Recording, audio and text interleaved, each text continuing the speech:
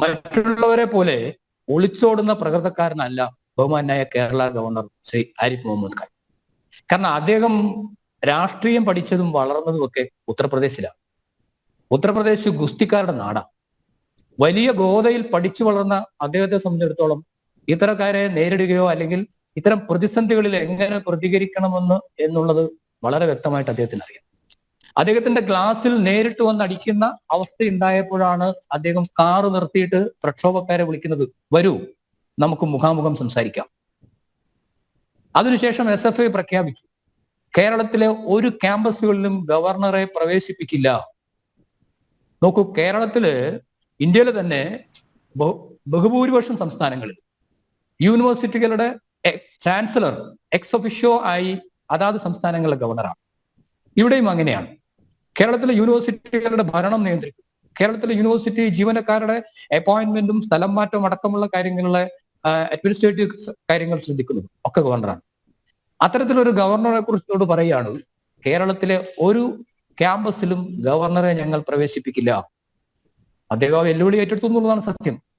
ആ വെല്ലുവിളിയുടെ മുമ്പിൽ പകച്ചുപോയപ്പോ മറ്റൊന്നും ചെയ്യാനില്ലാത്തപ്പോ ഒരുതരം നിലവാരമില്ലാത്ത സമരത്തിലേക്ക് പോയി. എല്ലാവരും കണ്ടതാണ്. കോഴിക്കോട് യൂണിവേഴ്സിറ്റി ക്യാമ്പസിലെ റോഡിലധികം അടക്കം എഴുതി വെച്ച മുദ്രാവാക്യങ്ങൾ എന്തായിരുന്നു? ഒരു വിദ്യാർത്ഥി സംഘടന എങ്ങനെയാണോ പ്രതികരിക്കേണ്ടത് എന്ന് SFI ആലോചിക്കേണ്ടതാണ്.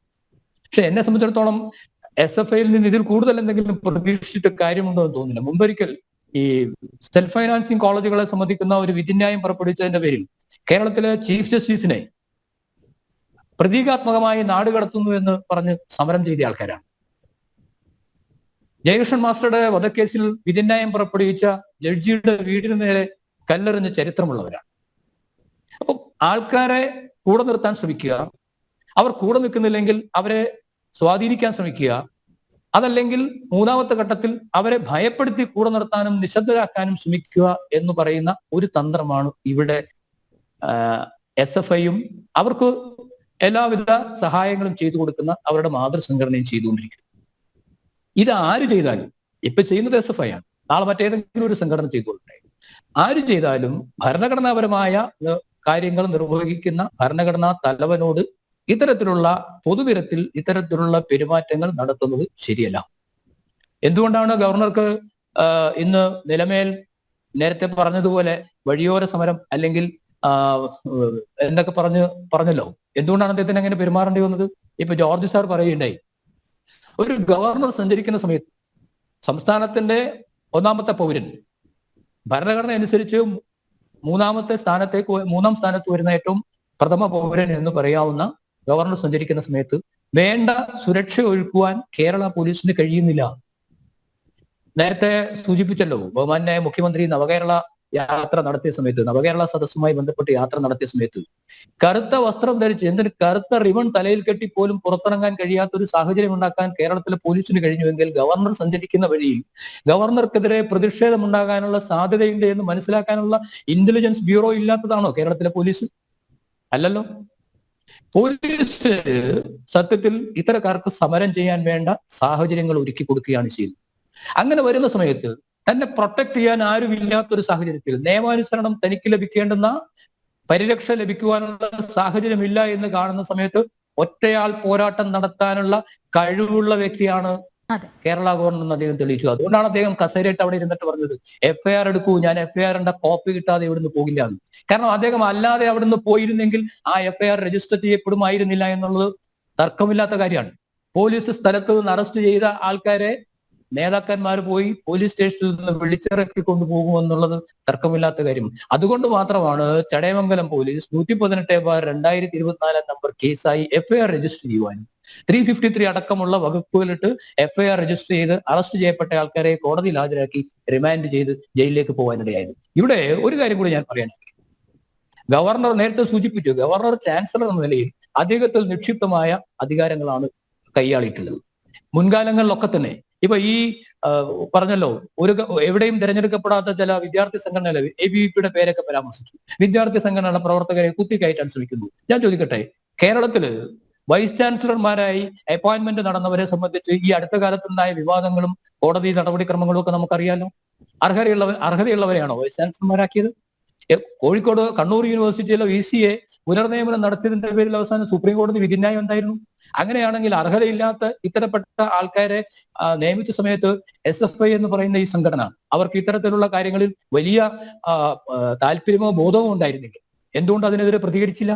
അപ്പൊ കാര്യങ്ങൾ സെലക്റ്റീവായി മാത്രം കാണുകയും എല്ലാ കാലത്തും കേരളത്തിലെ ചാൻസലർമാർ യൂണിവേഴ്സിറ്റികളിലെ സെനറ്റിലേക്ക് അവരുടെ വിവേചനാധികാരം ഉപയോഗിച്ച് ആൾക്കാരെ നിയമിച്ചിട്ടുണ്ട്, അപ്പോയിന്റ് ചെയ്തിട്ടുണ്ട്. അന്നൊന്നുമില്ലാത്തൊരു പ്രക്ഷേപം ഇപ്പൊ വരുന്നത് ശരിക്കും പറഞ്ഞു കഴിഞ്ഞാൽ ഒരു അസഹിഷ്ണുതയുടെ പ്രതിഫലനമാണ്. ഞങ്ങൾ ഇതിനപ്പുറത്തേക്ക് ഒന്നും അനുവദിക്കില്ല എന്ന ഈ അസഹിഷ്ണുതാ മനോഭാവം അവസാനിപ്പിച്ചില്ല എന്നുണ്ടെങ്കിൽ സംഭവിക്കാൻ പോകുന്നത് എന്താണെന്ന് വെച്ചാൽ, ഞാനൊരു വിദ്യാർത്ഥി സംഘടനാ പ്രവർത്തകനായിരുന്ന ആളാണ്. ഒരു കാലത്ത് കേരളത്തിലെ മുഴുവൻ കലാലയങ്ങളിലും വിദ്യാർത്ഥി സംഘടനകൾ സജീവമായി പ്രവർത്തിച്ചു. അന്ന് വിദ്യാർത്ഥി സംഘടനകൾ ആ സംഘടനകൾക്കുണ്ടായിരുന്ന അവകാശങ്ങളെ അനാവശ്യമായി ഉപയോഗിച്ചതിന്റെ പേരിൽ, ദുരുപയോഗം ചെയ്തതിന്റെ പേരിലാണ് ബഹുഭൂരിപക്ഷം വരുന്ന കേരളത്തിലെ ക്യാമ്പസുകളിൽ വിദ്യാർത്ഥി സംഘടനാ പ്രവർത്തനം കോടതി മുഖാന്തരം നിരോധിക്കപ്പെട്ടിട്ടുള്ളത്. അപ്പൊ ഓരോരുത്തർക്കും, വ്യക്തിയായാലും സംഘടനയായാലും, അവർക്കുള്ള അവകാശങ്ങളെ വിവേചനത്തോടു കൂടി ഉപയോഗിക്കാൻ കഴിയണം. അത് ദുരുപയോഗം ചെയ്യുന്നില്ല എന്ന് ഉറപ്പുവരുത്തണം.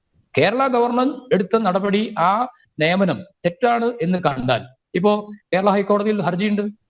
3 സെനറ്റ് അംഗങ്ങളുടെ നിയമനത്തെ സംബന്ധിച്ച ഹർജിയിൽ അവരുടെ നിയമനം ഹൈക്കോടതി താൽക്കാലികമായി സ്റ്റേ ചെയ്തിട്ടുണ്ട്.